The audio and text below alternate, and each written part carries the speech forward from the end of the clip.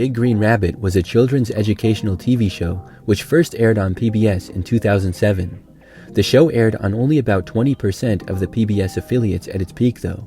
It was produced by the Big Green Company in Boulder, Colorado, and many of the affiliates were in that region. The show was both live action and animation and was targeted at children from around the ages of 3 to 6. It was about a 7-year-old girl named Isabel who has a plush rabbit named Charlie that comes to life. Charlie is Isabel's best friend, and there are some other characters as well, such as Bully the Bull. In addition to them, there are some other animals and even dinosaurs that are characters.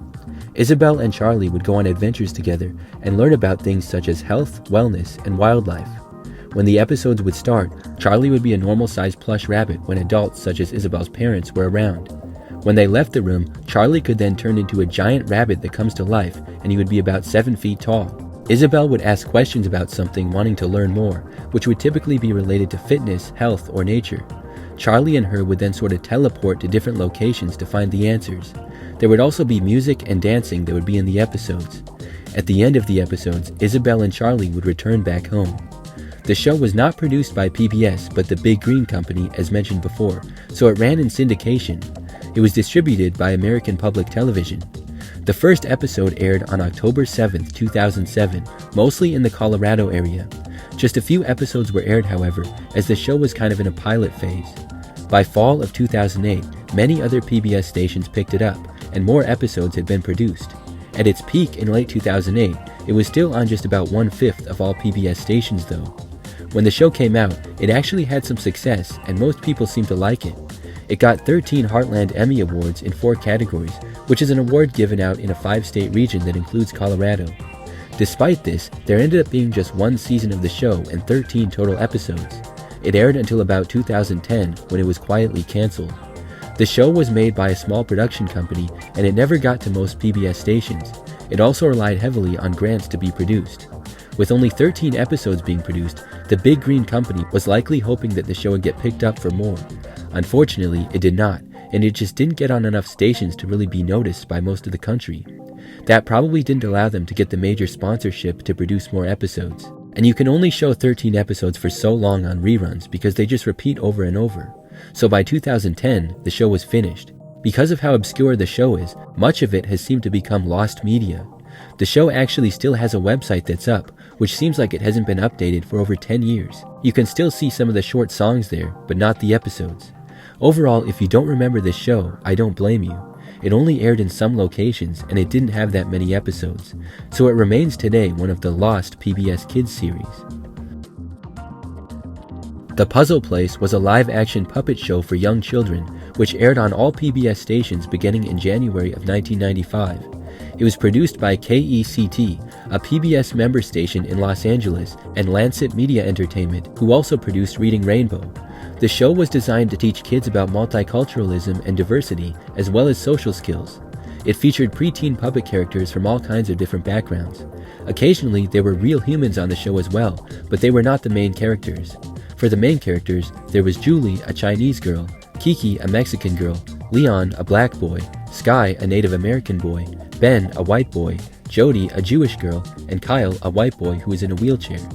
The show also occasionally had celebrity guests who appeared as themselves as humans, such as Patti LaBelle and Sinbad. Most of the episodes featured themes where the kids would learn life lessons about getting along with people from all kinds of backgrounds. Now, the show first aired in actually the fall of 1994, but it was only on 2 Los Angeles stations with a limited release. In early '95, it aired on all PBS stations and received good reviews, and was second to only Barney in ratings, which is really saying something. And there ended up being 3 seasons and 75 total episodes of the show. It ran all the way until the end of 1998 with new episodes. After that, reruns aired on PBS until early 2000. Today, the show is largely forgotten, but also partially lost. For as well as the show did when it was on, it's unbelievable how it seems to just be gone today. This is because Lancet Media had financial difficulties during the time of the show in the 90s and ended up going bankrupt, and Lancet owned the rights to the show, not PBS. So the rights sort of went down with the ship, as Lancet was not around anymore but owned the rights, so PBS had to stop airing it altogether. That's why reruns only lasted until 2000. The show's rights became in a complicated legal situation, and there was never any DVD releases of the show and just a few VHS releases back in the 90s with just 9 of the 75 episodes. So many of the episodes became lost. Essentially, almost the entire show was lost media. However, over the years, many episodes have been found through various ways. Some old recordings from back in the day have surfaced, as well as others. However, there are still about 20 episodes which are lost, including about half of the final season being lost. My Bedbugs was a live-action children's puppet show which aired on PBS beginning in 2004. Similarly to Big Green Rabbit, this show was not produced by PBS and was distributed by American Public Television. This show was also not on every PBS affiliate, but was on many of them, reaching as much as 70%. It was produced by Green Stuff Incorporated, which was a small company run out of Michigan. The show was intended for young children from around 2 to 5 years old. My Bedbugs was about 3 young bedbug siblings who live in a bedroom. They have adventures doing relatively normal tasks. Gooby is the oldest sibling who likes science, reading, and inventing things. Toofy is playful and energetic and has a twin. The twin is Woozy, who is a girl and is caring but also very competitive. There are some other main characters which are objects in the room. J. Edgar is a vacuum cleaner who is wise and is sort of a teacher to the sibling bedbugs. Snoozy is a fluffy pillow who is often sleeping, and Windy is a talking window. And then they also have a pet fish named Ruffy.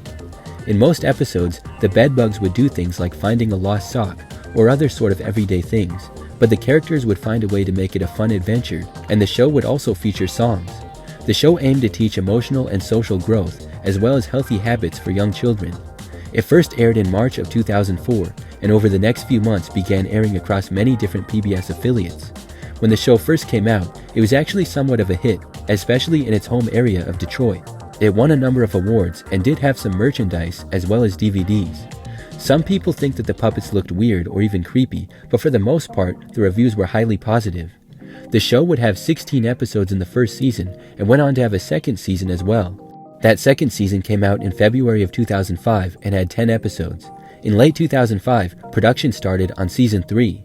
However, being a small company, the studio lacked funds and began focusing on merchandise, video on demand, and DVD sales. The season 3 was then put on hold. Unfortunately, one of the toys the company made had 300,000 of them recalled as they were deemed a choking hazard. No injuries were reported, but this significantly hurt the company. Not long after this was the financial crisis of 2008, which essentially ended the chance of the show continuing as the company folded. Now, some episodes of the show are found and available to watch, but some are lost as well, including the pilot episode. There's a different version of the Lost Sock adventure that has not been found, and the entire season 3 is lost.